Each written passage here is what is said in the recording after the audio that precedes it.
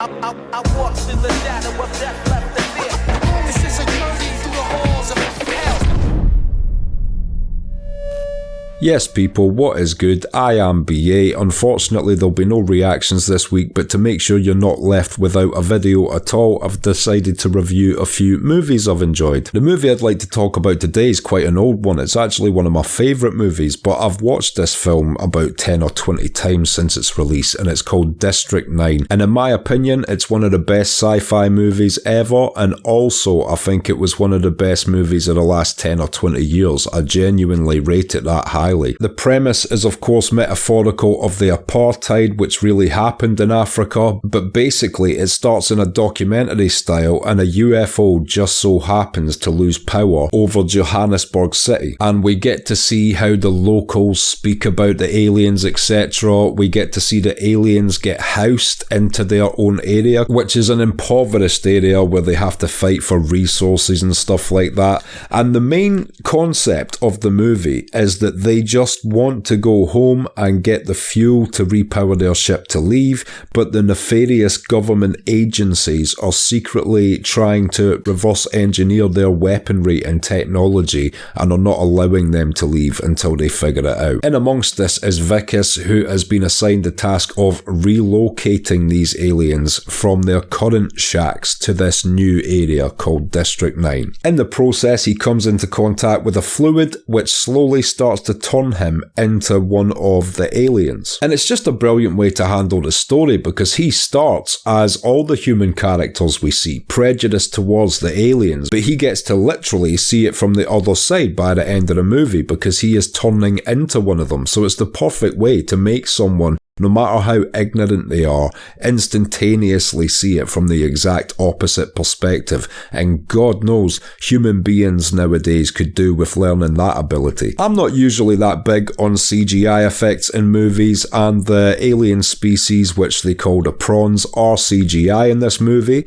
Neil Blomkamp did do a short of this many years before this was made, and he used puppet aliens, and I thought they looked good in the short as well, but I also think it's really high level CGI in this movie, and the story's so good that after a while I stopped paying attention to the fact that aliens are CGI. And as much as I love the sci-fi elements of it and the metaphor for the apartheid, etc., I think what makes this film just stay long in my memory is just the brilliant way it's structured. It's just structured brilliantly so that the third act is truly epic. It's like any great action sci-fi movie I can think of, like Terminator 2 or Aliens. The build-up is perfect. Vickis makes friends with an alien called Christopher, and they realise they have to get into the lab to get the fuel so they can escape. And from that moment, they break into the lab and then try and get back to the ship to go up to the mothership to escape. The set pieces, the action, it is absolutely incredible,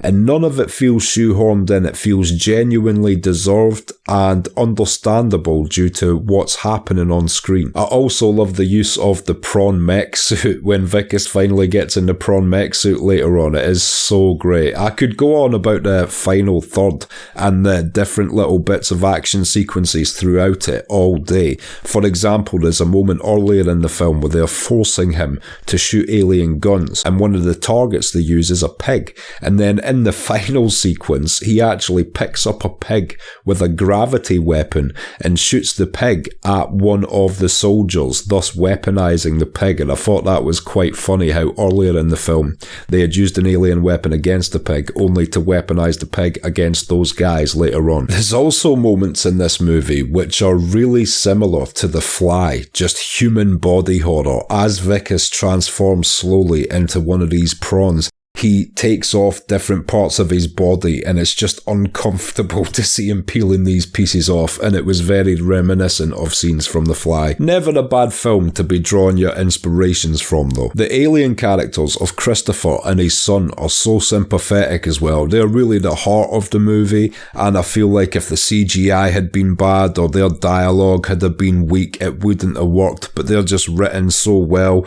You're 100% praying that they get home safe safe, and I love the way that the final act is done and involves Christopher, not directly in the action, but just shows that he's willing to do anything to save his kid. And the last thing I want to say about this movie is people have always talked about a sequel to it. The end of the movie teases a sequel, of course. You know, Christopher gets away, so what is going to happen? Will he come back with an army? Will he come back with a rescue plan for the prawns that are still in District 9? What's going to happen? And I do think it is an ambiguous ending which does leave the potential for a sequel open. Is that always a good thing? Hollywood has shown us time and time again that it's not. If Neil Blomkamp himself thinks of a good idea and wants to direct it and has thought out a good idea over time that he feels will do well and honour the original and continue the story, I would be more than happy to watch a sequel. If a studio just looks at it as a franchise and thinks, you know, it's been 15 years since that District 9 movie made us a bunch of money, we want a sequel, I won't want to watch it because I'll know that it's been made from a place of making money rather than a place of art. But yeah, if Neil Blomkamp ever thinks of a great story that can continue this and wants to direct it also, I would love to see a sequel to this. But I'm always apprehensive about sequels nowadays just due to the weak way that Hollywood works a lot of the time, and I'm sure you guys can relate to that. Sometimes something is so great you just want more of it, but unfortunately when you get more, it is nowhere near as good as what you had already. But yeah, to summarise, for me, this is a perfect 10 out of 10 movie.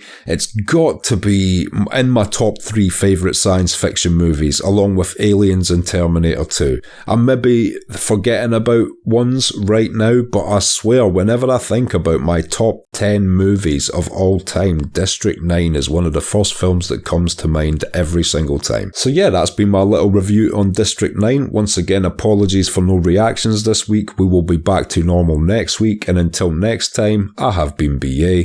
Peace.